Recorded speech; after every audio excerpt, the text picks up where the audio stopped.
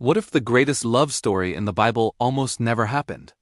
What if one desperate decision, made by a foreign widow in total darkness, changed not only the destiny of a single family, but the destiny of a kingdom, a nation, and eventually, the world? If you click away, you'll miss one of the most powerful turning points in biblical history. But if you stay until the end, you will see hidden patterns, surprising details, and profound spiritual truths that most people never notice in the story of Ruth and Boaz. This is not just a romantic story. This is a story about redemption, courage, loyalty, sacrifice, and the mysterious way God works through the least expected people. Don't miss a single moment because everything in this story matters. Imagine Bethlehem, a land of promise, now struck by famine. A once prosperous city, now echoing with hunger. Families cry out. Children go to sleep without bread. Fields that once swayed with grain now stand dry, cracked, and silent. In the middle of this crisis, one family makes a painful decision: to abandon their homeland in search of survival. Elimelech, Naomi, and their two sons, Mahlon and Chilion, pack their few belongings and leave the promised land for Moab. A foreign land with foreign gods, foreign customs, and foreign dangers. Every step they take away from Bethlehem feels heavy. Naomi looks back one last time, not knowing that when she returns, everything, absolutely everything, will be different. The years in Moab begin with hope. The sons marry two Moabite women, Orpah and Ruth. For a moment, life seems stable. Maybe things will get better. Maybe this exile will turn into a blessing. But then tragedy strikes like lightning. First, Elimelech dies, leaving Naomi widowed in a strange land. She tries to stay strong for her sons. But then, after 10 long years, both sons die as well. 3 widows are left alone, in a time when widowhood means poverty, vulnerability, and complete helplessness. Their dreams collapse. Their plans vanish. Their lives fall into silence. Naomi sits in the emptiness of her loss and hears a distant rumor. Bethlehem once again has food. God has visited his people. Bread has returned to the house of bread. With trembling hands and a broken heart, Naomi begins her journey home. But she knows that Ruth and Orpah, being foreigners, have no reason to follow her into a land where they may be judged, rejected, or mistreated. Naomi turns to them on the road. Her voice is soft but firm. Return to your families. Find new husbands. Build a new life.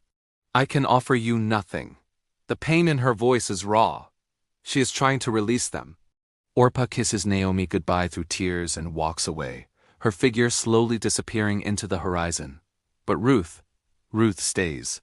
Her feet do not move. Her eyes burn with purpose, devotion, and a mysterious courage that seems to come from somewhere beyond logic. Naomi insists she leave, but Ruth steps closer, her voice steady and resolute. In one of the most powerful moments in Scripture, she says, "Where you go, I will go. Where you lodge, I will lodge. Your people shall be my people. Your God, my God. Where you die, I will die, and there I will be buried." This is not romance. This is covenant. Ruth is giving up her past, her country, her identity, her comfort, her security, all for loyalty to Naomi, for devotion to the God of Israel, and for a future she cannot yet see. Naomi realizes that nothing will change Ruth's mind. She is overwhelmed by the depth of this love. Together they walk the long road back to Bethlehem, each step carrying both pain and possibility. When they enter the city, whispers ripple through the crowd. Is that Naomi? But who is this Moabite woman with her? Naomi, grieved to the core, says, "Do not call me Naomi. Call me Mara, for the Lord has made my life bitter." But the narrator quietly adds a detail that Naomi cannot see yet. They returned at the beginning of the barley harvest. Timing. Divine timing. Ruth wastes no time, they need food. So she decides to go out into the fields to glean, picking up leftover grain after the workers have finished. This was the ancient welfare system for the poor, the foreigner, the widow. Ruth bends over under the hot sun, collecting whatever bits she can. And then the story says something unusual. It says she happened to glean in the field of Boaz. But in the Bible, happened is not random. It is divine orchestration. Boaz is a man of standing. Wealthy, respected, influential, known for integrity. The moment he arrives at the field, he notices Ruth. "Whose young woman is this?" he asks. The foreman explains everything: her loyalty to Naomi, her hard work, her humility. Boaz approaches Ruth. His voice is gentle.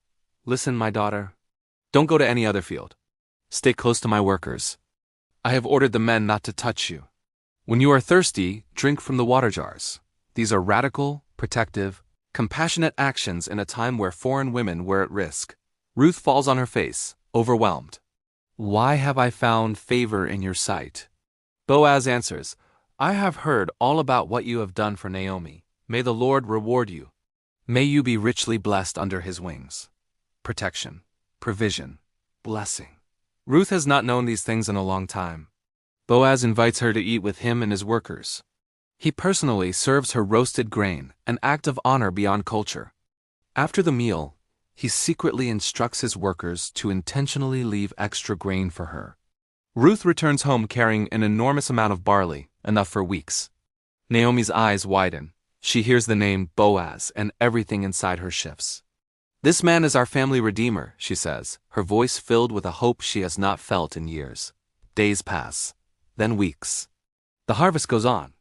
A quiet bond begins to form between Ruth and Boaz, rooted not in superficial attraction, but in character, kindness, and mutual respect. Yet nothing happens. No proposal. No declaration. Just waiting. Naomi sees this and forms a daring plan, one rooted in ancient tradition, but risky in execution. She tells Ruth to wash, anoint herself, put on her best clothes, and go to the threshing floor at night where Boaz will sleep after working. Ruth listens. She trusts Naomi with her life. The threshing floor at night is dimly lit by torches. Workers laugh in the distance. Boaz finishes eating and drinking, then lies down beside the heap of grain. As the night deepens and the world becomes quiet, Ruth moves toward him, her heart pounding. She uncovers his feet and lies down. Hours pass. Suddenly Boaz awakens. Startled, he asks, "Who are you?" Ruth replies with extraordinary courage, "I am your servant Ruth. Spread your cloak over me, for you are a redeemer." This is not seduction. This is a request for redemption, for covenant, for a future. Boaz is deeply moved. "You have shown more kindness now than before," he says. "You are a woman of noble character." But then he reveals a complication. There is another man, a closer relative, who legally has the first right to redeem Naomi's land and marry Ruth. The tension rises. Everything hangs in the balance. Ruth must wait, again. Boaz sends her home with an abundance of grain as a symbolic message. I will not rest until this matter is settled today. Naomi hears Ruth's story and smiles with confidence. The man will not rest until he finishes this. At the break of dawn, Boaz goes straight to the city gate, the courtroom of the ancient world. The closer relative arrives. The elders gather. Boaz presents the situation calmly, legally, and publicly. Naomi's land must be redeemed. At first, the man is interested. But when Boaz adds that redeeming the land includes marrying Ruth to preserve her husband's name, the man hesitates. The cost is too high. The risk is too great. He backs out. In a symbolic gesture, he removes his sandal and gives it to Boaz. Boaz turns to the elders and says, "You are witnesses today that I have acquired all that belonged to Elimelech, and I have taken Ruth as my wife." The crowd erupts in blessing. "May the Lord make her like Rachel and Leah. May your house be like the house of Perez." This is not just approval. This is public honor. Ruth and Boaz marry. Love grows. Joy returns. The dark years fade into memory. And then, in the most beautiful twist, Ruth gives birth to a son. Naomi, once empty, holds the child in her arms, her face glowing with restored hope. The women of Bethlehem proclaim, "A son has been born to Naomi." They name him Obed. Obed will father Jesse. Jesse will father David, the greatest king of Israel. But the story doesn't end there. The genealogy in Matthew reveals something extraordinary. Ruth, the Moabite widow, becomes an ancestor of Jesus Christ. A foreigner becomes part of the Messiah's bloodline. A once broken family becomes the foundation for God's greatest act of redemption. A love story becomes a salvation story. And now I ask you, which part of this journey spoke to your heart the most today? Would you have had Ruth's unwavering loyalty? Naomi's resilience? Boaz's integrity? Share your thoughts in the comments. Your reflection may inspire someone else who watches this video. If this story touched you, click the like button. It helps this message reach thousands of hearts around the world. And click the link appearing on your screen now to subscribe to extraordinary stories from the Bible. Continue watching the next story. One that will open your eyes even further to the extraordinary ways God writes history through ordinary people.